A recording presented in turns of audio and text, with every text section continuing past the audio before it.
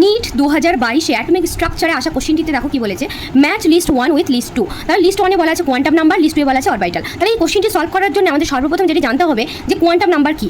তাহলে এই কোয়ান্টাম নাম্বারের সাহায্যে আমরা একটি অ্যাটমের মধ্যে যে ইলেকট্রনগুলো থাকে, ইলেকট্রনগুলোর এক্স্যাক্ট লোকেশন, ইলেকট্রনগুলো এক্স্যাক্টলি কোথায় থাকে সেগুলোর লোকেশন আমরা জানতে পারি। তাহলে এই কোয়ান্টাম নাম্বার সাধারণত 4 টাইপসের আমরা পড়ে থাকি। নাম্বার 1 কি বলা আছে, প্রিন্সিপাল কোয়ান্টাম নাম্বার, যেটা আমরা এন বলি, স্মল এন, যেটি আমাদের কোশ্চেনে আছে। সেকেন্ড, অ্যাজুমেথাল কোয়ান্টাম নাম্বার, যেটি এল দিয়ে ডিনোট করা, যেটি আমাদের কোশ্চেনে আছে। এছাড়াও ম্যাগনেটিক কোয়ান্টাম নাম্বার, যেটিকে আমরা স্মল এম দিয়ে বলি, অ্যান্ড স্পিন কোয়ান্টাম নাম্বার, যেটি এস দিয়ে আমরা ডিনোট করি। তাহলে এই principal quantum number, azimuthal quantum number কি দেখো, আমরা জানি একটি অ্যাটমের মধ্যে নিউক্লিয়াস থাকে এবং নিউক্লিয়াসের মধ্যে বাইরে থেকে ইলেকট্রনগুলো কি হয়, রিভলভ করতে থাকে, তাই তো ইলেকট্রনগুলো রিভলভ করতে থাকে। এই যে প্রিন্সিপাল কোয়ান্টাম নাম্বার, যেটিকে আমরা স্মল এন দিয়ে ডিনোট করি, এটি সাধারণত 1 থেকে স্টার্ট হয়, 1 2 n = 3 n = 4 এভাবে 1 থেকে স্টার্ট হয়।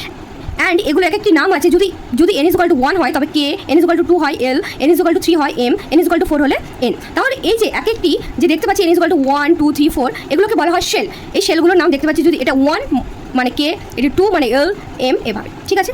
অ্যান্ড এই যে অ্যাজুমেথাল কোয়ান্টাম নাম্বার আমরা জানলাম এল, স্মল এল, সেটি স্টার্ট হয় 0 থেকে, 0 1 2 3 এভাবে। তাহলে এগুলোরও এক একটা নাম আছে। যদি l = 0 হয় সেটা এস, l = যদি 1 হয় পি, l = 2 হয় তাহলে ডি, l = 3 হলে এফ।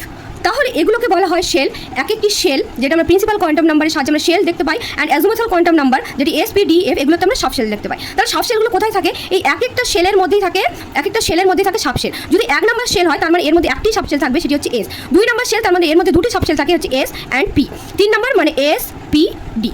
তাহলে আমাদের কোশ্চিনে যেটি বলেছিল, দেখো কোশ্চিনে বলেছে 2s, 2 মানে এখানে প্রিন্সিপাল কোয়ান্টাম নাম্বার বুঝিয়েছে। তাহলে n = হয়ে যাবে 2। আর s এর ভ্যালু কত আমরা দেখতে পেলাম, s 0 কখন হয়, যদি 0 হয়, l = 0 হয়, তখন যখন s হয়। তাহলে এখানে দেখতে পাচ্ছি l = 0, 2 অ্যান্ড l = 0। তাহলে সঠিক উত্তর ডি এরটা সঠিক উত্তর হয়ে যাবে 1। নেক্সট দেখো বলা আছে 3s, 3টা হচ্ছে প্রিন্সিপাল কোয়ান্টাম নাম্বার, যেটা n = 3, এখানে n = দুটোতে 3 আছে। অ্যান্ড s এর ভ্যালু আমরা জানি 0 হয়, তাই তো। তাহলে এখানে দেখতে পাচ্ছি 0, তাহলে c এরটা হয়ে যাবে 2, ঠিক আছে। তারপরে দেখো 2p, 2 হচ্ছে প্রিন্সিপাল কোয়ান্টাম নাম্বার, যেটা হচ্ছে এল।